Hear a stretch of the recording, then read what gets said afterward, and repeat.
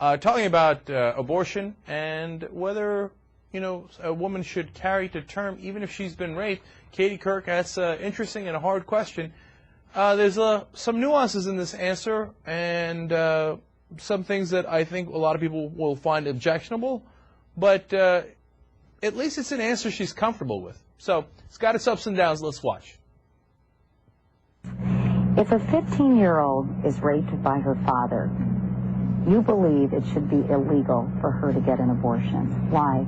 I am pro-life, and I'm unapologetic about my position there on pro-life, and I understand good people on both sides of the abortion debate. Now, I would counsel to choose life. I would like to see a culture of life in this country, but I would also like to see taking it one step further, not just saying I am pro-life and I want fewer and fewer abortions in this country, but I want then those women who find themselves in circumstances that are absolutely less than ideal, for them to be supported, for adoptions to be made easier. But ideally, you think it should be illegal for a girl who is raped or the victim of incest to get an abortion? I'm saying that personally I would counsel that person to choose life despite horrific circumstances that this person would find themselves in. And if you're asking, though, kind of foundationally here, should anybody end up in jail for having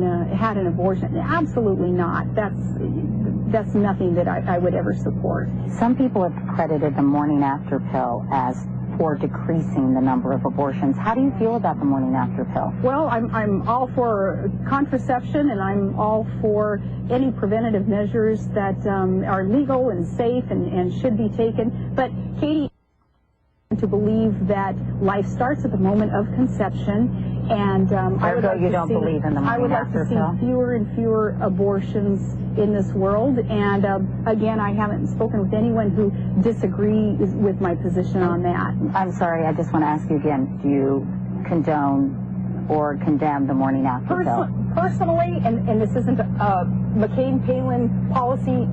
No, that's okay, I'm just asking you. But personally, I would not choose to participate in that kind of contraception. Well, you see, that doesn't really answer the question, though, does it, Sarah?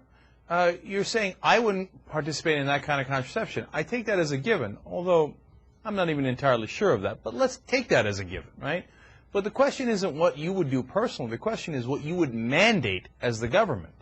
And your position has been in the past that you would, you are against these things, whether it's abortion or whether it's the things that, in your view, end life after conception, which includes the morning after pill. So it's not what you would counsel people. Remember, she said that in the middle of the interview there, in the middle of her answer. She said, if a girl's been raped, I would counsel her to choose life. If you did that, I actually have no problems with that. And in a free society, you should get to do that. Now, I don't know that I would put you in the same room as a person who's been raped, and then you're going to talk to her in her ear about what she should do or shouldn't do. But once she's, of course, in a position where she has to make that choice, I want her to get all sides of the issues in front of her, or no question about that. But that's the whole problem with your position, Sarah, or Governor Palin, that you don't want people to have that choice. You don't want them to get counseled one way or another. You want to make the choice for them. You want to say, no, I'm not interested in what you're going to get counseled. I don't care that you've been raped. You are not going to have that abortion. I'm going to make it illegal. That is your position. You've reiterated it here, although you've obfuscated the issue by talking about what you would counsel her to do, which is, in essence, if you break it down, really the opposite of your position. And it's disingenuous, but we got the point anyway. It doesn't matter. I mean, you listen to that. You got it. She wants to outlaw abortion in all cases, including rape. And she wants to get rid of the morning after pill. That's disastrous. Can't have it. I mean, if you're a woman and you believe that, okay, and there are a lot of women in the country who believe that, that's fine. You go vote for her.